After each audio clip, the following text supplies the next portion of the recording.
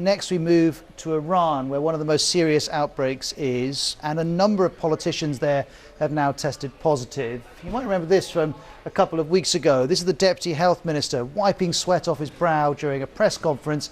The press conference was about the virus. Later on, he was diagnosed with it. Well, 30 Iranian officials now have this virus. At least 24 of them are in Parliament. That's about 10% of MPs. 2 of those lawmakers have died. All of which is raising concerns that the spread of the virus in Iran may be worse than we're being told. And perhaps this contribution is muddying the waters still further. This is the former president of Iran, Ahmadinejad, saying the World Health Organization must immediately identify the lab that produced and spread the virus, as well as the other centers that supported the biological war against humanity. Just a reminder, if it's needed, that all scientists who have looked at this virus have concluded it shifted from wildlife to human beings.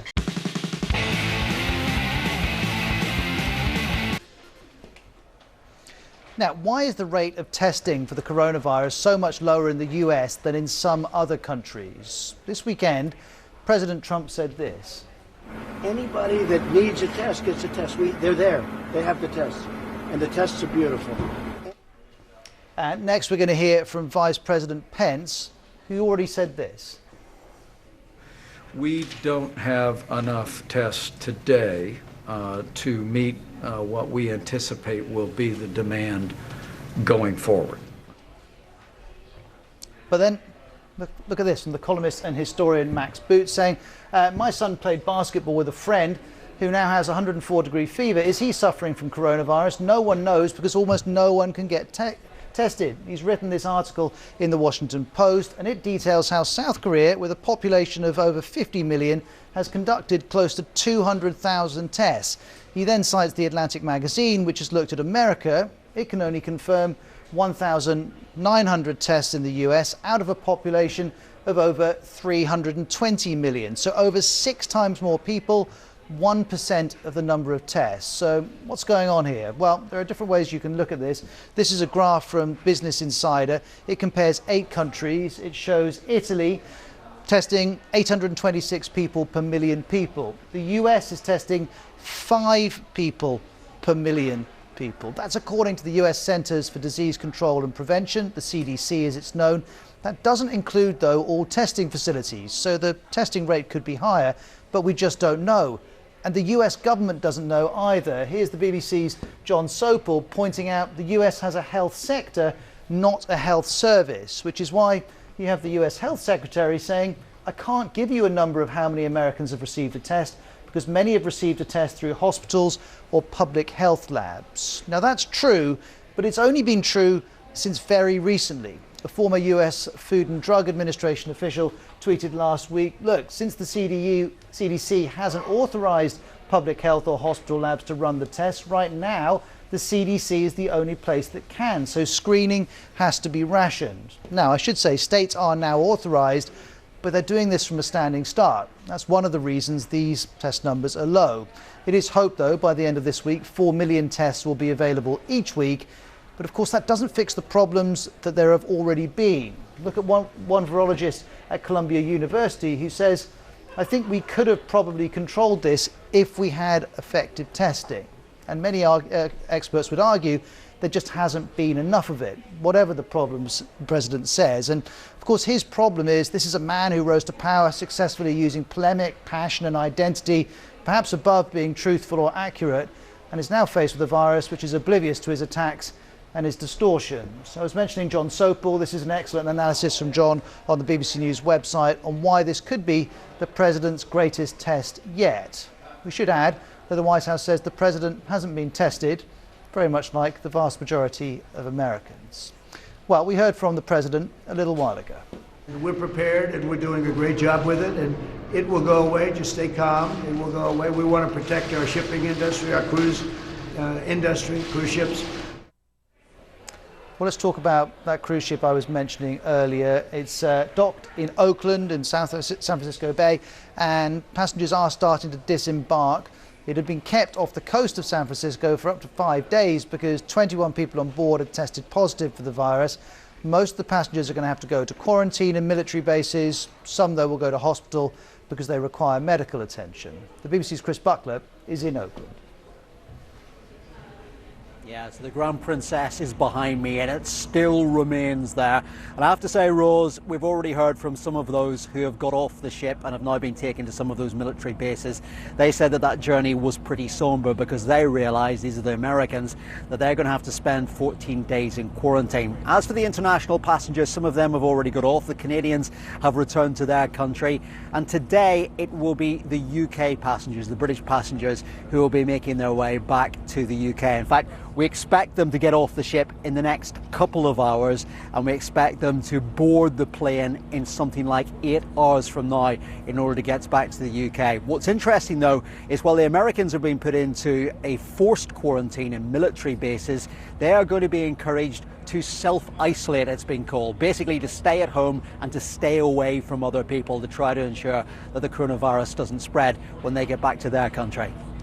Chris, thank you very much for the update. Now, more than 110 countries and territories now have confirmed cases of this virus. Let's bring you right up to date with a number of situations. First to Spain. There are now over 1,600 cases. That's 10 times more than a week ago, and 35 people have died. Various measures are being introduced. Schools in several regions are being shut. All La Liga games and Barcelona's Champions League game against Napoli will be played without fans attending. And a senior figure within the far-right Vox party has been diagnosed with the virus. That means Parliament has been suspended for at least a week. Now, also, do you remember that hotel in Tenerife, which belongs to Spain, in the Canary Islands, which was quarantined for 2 weeks? That lockdown is now over. Here's one of the British guests. Relieved that at last we're going to get to go home, but we cannot thank the people here enough. They have been absolutely fantastic.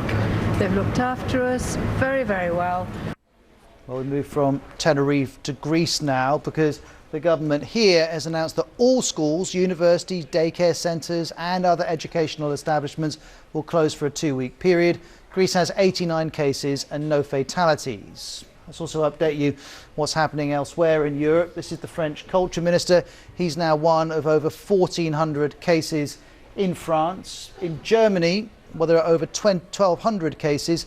This hospital has set up a drive-through testing point to try and prevent patients infecting other people, and you can see the test is done via the car window.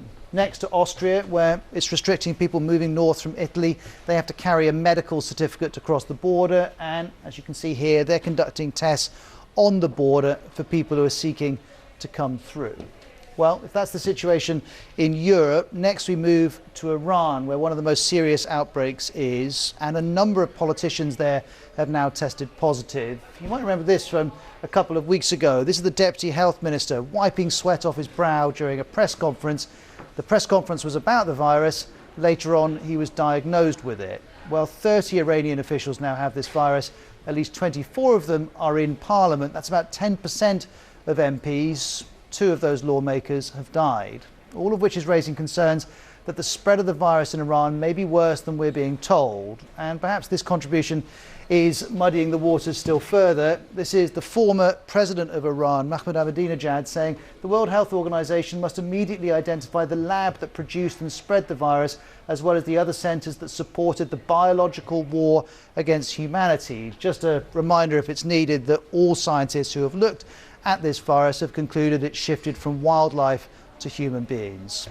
Well, here's Majid Afshar from BBC Persian on why there are so many concerns about the statistics coming out of Iran. This level of mistrust has also led to people not believing the numbers that the health ministry is putting out of the number who have contracted the disease and also of the number who have died of the disease. Some people are putting out reports or numbers of in thousands, while the government is saying it's still around 300, the number of people who have died of this disease. So you see how different reports and this mistrust between people and the government has led to a chaos in the country. Africa next. Burkina Faso in West Africa has confirmed its 2 cases. The Democratic Republic of Congo also has its first case. That means across Africa there are now 100 cases in 11 countries, so very low compared with Asia, Europe and North America. Now, of course, different countries are using different tactics. Look at these pictures from Rwanda, where you can see temporary sinks have been set up by bus stops in Kigali so passengers can wash their hands as they go about their business. Well, we move from Africa to Asia next, and first of all to focus on the Maldives. 6 foreign nationals there have tested positive and 2 resorts have had to be locked down. In Singapore, we've been talking a lot about cruise ships. A ship called the Costa Fortuna has docked there. Passengers have started to disembark. The ship had been turned away from Thailand and Malaysia despite none of its 2,000 passengers, who include 64 Italians, testing positive for the virus. No positive tests, but they were still turned away, but it's now settled in Singapore. Meanwhile, in China, where of course all this began, the news is better than it's been. For 5 days in a row now, the city of Wuhan, the centre of the outbreak, has been the only place in China to record any new cases. And have a look at who's visited Wuhan. Here's Stephen McDonald. We could well be looking on this in the future as one of the key turning points in the coronavirus emergency, the day that Xi Jinping went to Wuhan. That's because this is a message to all of the people in China that the emergency is pretty much under control. Now, why would they think that? Because China's most important person has just travelled to the most dangerous city here in terms of the coronavirus and the potential of catching it. And images of him walking around the streets, talking to people, will give great encouragement. And I suppose another part of the message is that if President Xi can be at work in those circumstances, well, why wouldn't we also return to the job? I mean, at the moment, as you can probably see here, this is pretty quiet. It's going to be many weeks before anything like normal life resumes in most cities here, but this could be the start of that return to sort of normal work.